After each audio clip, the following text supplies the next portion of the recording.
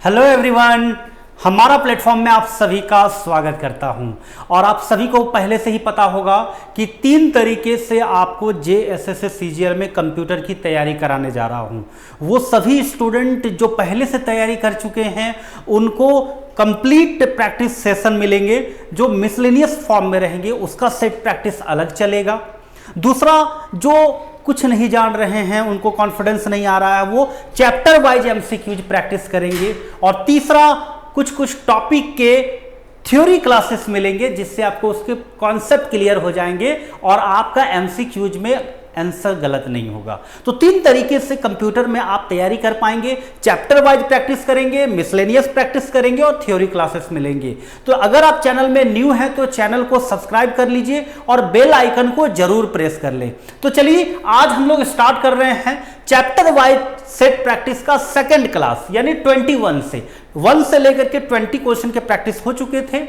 और अगर आप नए हैं तो चैनल के प्लेलिस्ट पर जाइएगा, वहां पर आपको सीक्वेंस में मिलेंगे। और आज 21 to 40 करेंगे। तो जल्दी चलते हैं, फटाफट हम लोग करते हैं, फिर बाद में बात करेंगे कि किस तरीके से इस चैनल के थ्रू से आपको बहुत अच्छी तैयारी कराने वाला हूं। तो चलिए पहले हम लोग क्वेश्चन चलते हैं। तो देखिए, फर्स्ट क्वेश्चन देख रहे हैं कि which of the following is the correct order of the 4 major function of computer.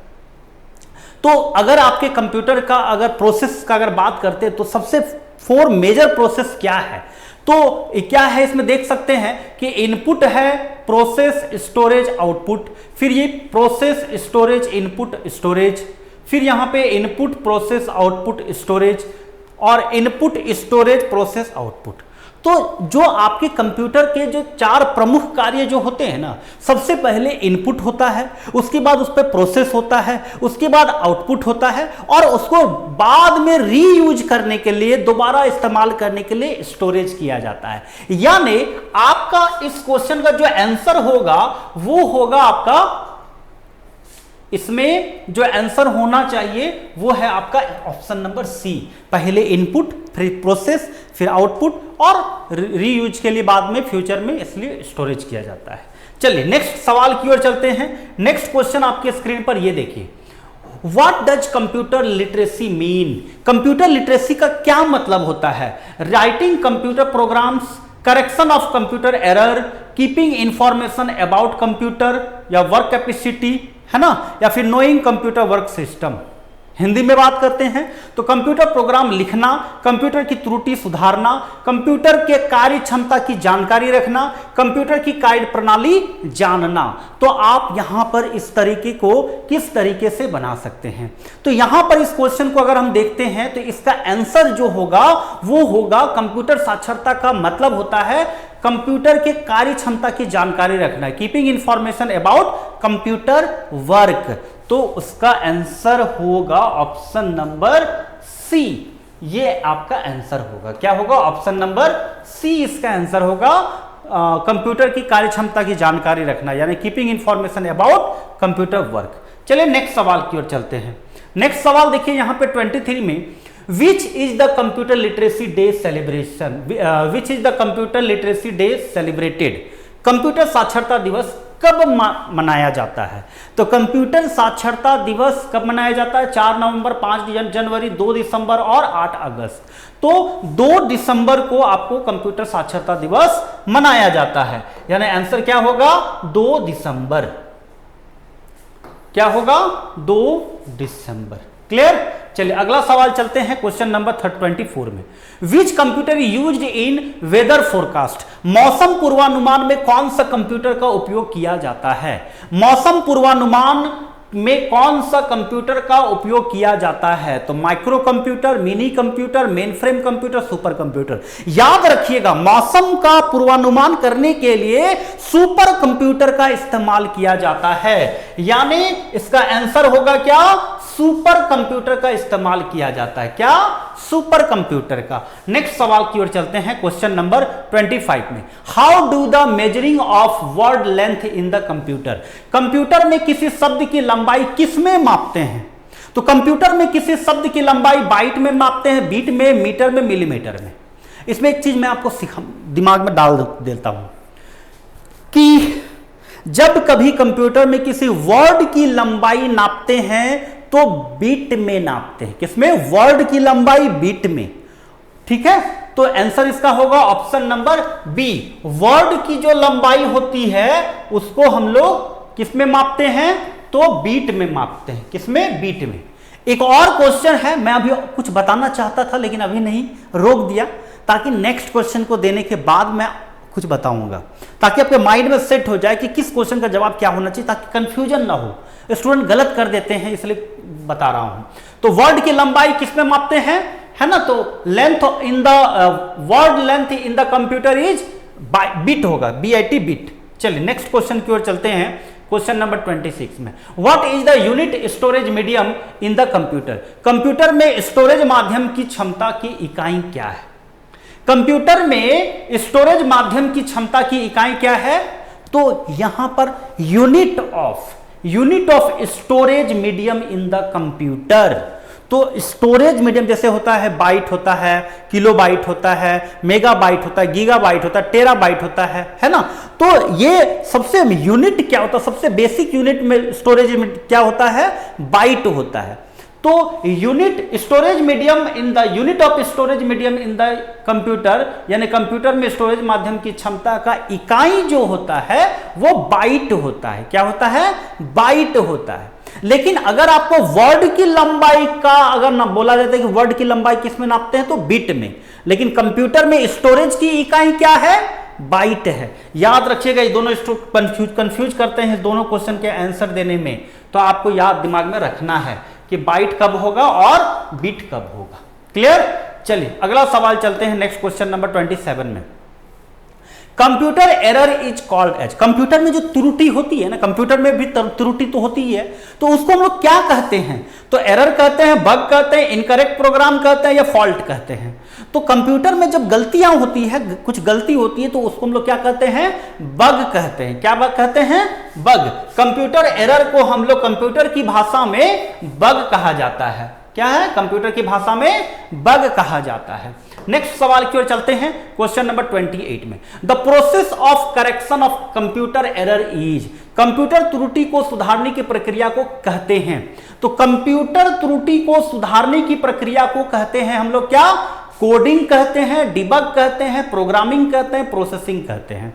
तो कंप्यूटर त्रुटि को सुधारने की प्रक्रिया को, कंप्यूटर त्रुटि को सुधारने की प्रक्रिया को डिबग कहते हैं। बग अगर हो गया तो एरर, और करेक्शन की प्रक्रिया को डिबग कहा जाता है। यानी क्या होगा कि इसका आंसर हो जाएगा डिबग। क्या हो जाएगा? डिबग। कंप्यूटर त्रुटि को सुधारने की प्रक्रिया को क्या कहते हैं? डिबग कहा जाता है। चलिए नेक्स्ट क्वेश्चन बोलता है, विच of the following group consist of one input device? Which of the following group consist of only input device? इसमें कौन सा में इसमें इनपुट डिवाइस है? तो माउस जो है, कीबोर्ड है, मॉनिटर आउटपुट डिवाइस हो जाता है, इसलिए ये नहीं होगा। माउस है, कीबोर्ड है, प्रिंटर आउटपुट डिवाइस हो जाता है, इसलिए ये भी नहीं होगा। माउस है, कीबोर्ड है, प्लॉटर है और प्रिंटर है, ये भी नहीं होगा क्योंकि प्रिंटर आउटपुट डिवाइस। माउस है, कीबोर्ड है, स्कैनर है, माइक्रोफोन है। तो ये माउस, कीबोर्ड, स्कैनर और माइक्रोफोन ये सभी इनपुट डिवाइस है। जबकि यहां पर भी देखिए प्लॉटर भी इनपुट डिवाइस है। प्रिंटर के बड़ा रूप में अगर प्रिंटर जैसे होता है तो उसमें लोग प्लॉटर कहा जाता है। जैसे फ्लैक्स वगैरह प्रिंटिंग करते हैं वो सभी प्लॉटर में होते हैं। तो यहां पे माउस, कीबोर्ड, स्कैनर और माइक्रोफोन इनपुट डिवाइस है, इसलिए इस क्वेश्चन में जो आप ऑप्शन देख रहे हैं तो ऑप्शन नंबर डी इसका आंसर होगा। क्लियर? चलिए नेक्स्ट सवाल की ओर चलते हैं। नेक्स्ट सवाल है आपका क्वेश्चन नंबर 30 में। बोलता है, who contributes is the most contribution to the computer device computer development? Computer के विकास में सर्वाधिक योगदान किसका है? कंप्यूटर का जो विकास हुआ था इसमें सर्वाधिक योगदान जब बात किया जाए, ऐसे फादर ऑफ कंप्यूटर का अगर बात करते हैं तो चार्ल्स बेबेज हैं, है ना? फर्स्ट यांत्रिक कंप्यूटर जिसको बनाया गया था, है ना, फर्स्ट मैकेनिकल कंप्यूटर जो बनाया गया था उसमें हम लोगों का नाम है ब्लेज पास्कल। लेकिन अगर कंप्यूटर का विकास में सर्वाधिक योगदान अगर बोला जाए तो वॉन न्यूमन होगा। क्या होगा? Von Neumann. याद रखिएगा इस सवाल को कि कंप्यूटर के विकास में सर्वाधिक योगदान किसका रहा है? वॉन न्यूमन का रहा है। तो ये तीनों पॉइंट को दिमाग में रखिएगा।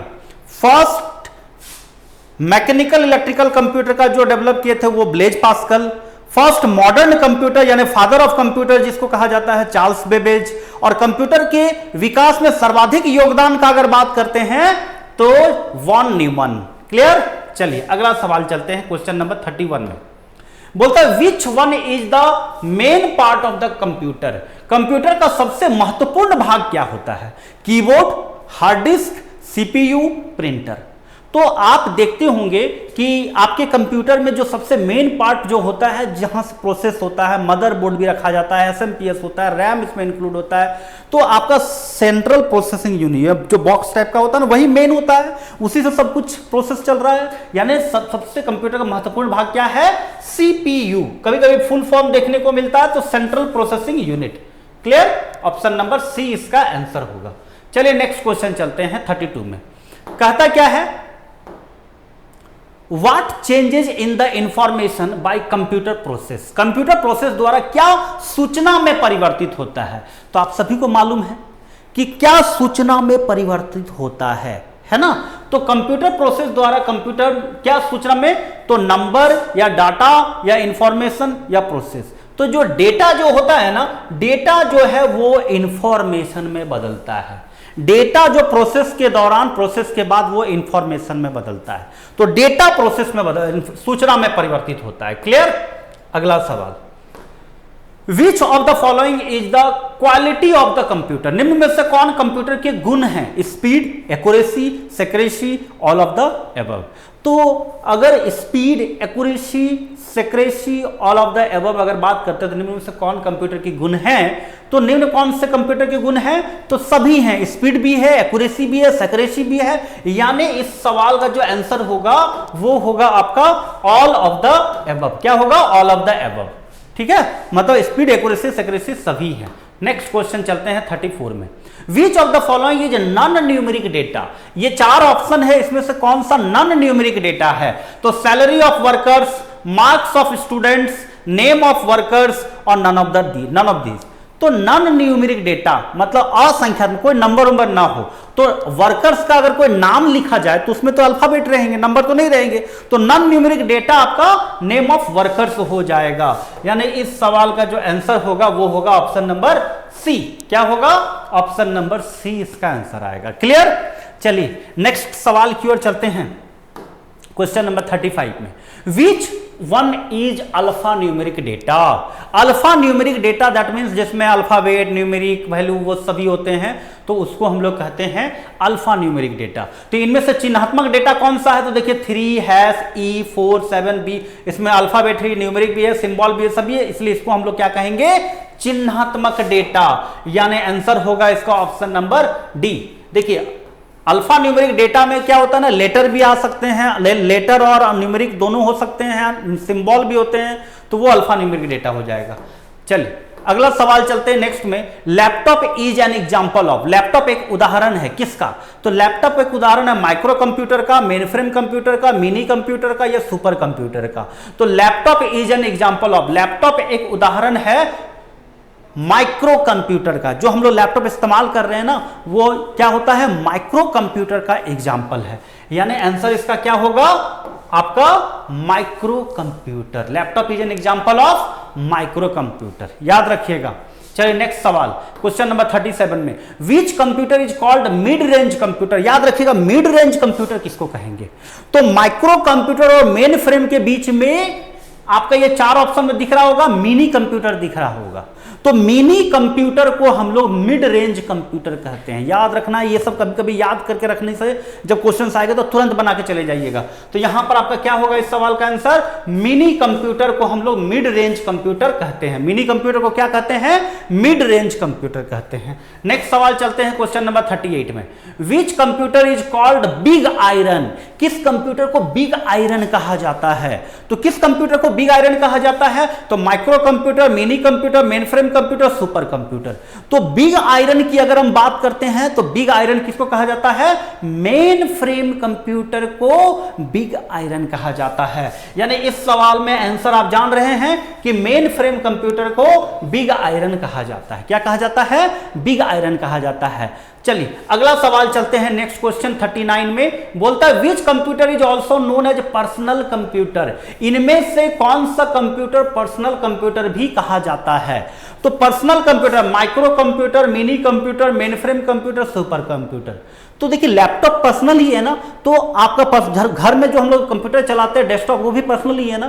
तो जो पर्सनल कंप्यूटर होता है, तो पर्सनल कंप्यूटर हम लोग किसको कहते हैं? माइक्रो कंप्यूटर को पर्सनल कंप्यूटर कहते हैं। याद रखिएगा, पर्सनल कंप्यूटर किसको कहते हैं? माइक्रो कंप्यूटर को पर्सनल कंप्यूटर कहा जाता है।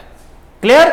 और आज का लास्ट सवाल है, तो चलते हैं देखते हैं लास्ट सवाल में क्या है। कहता है कि which computer use the single user.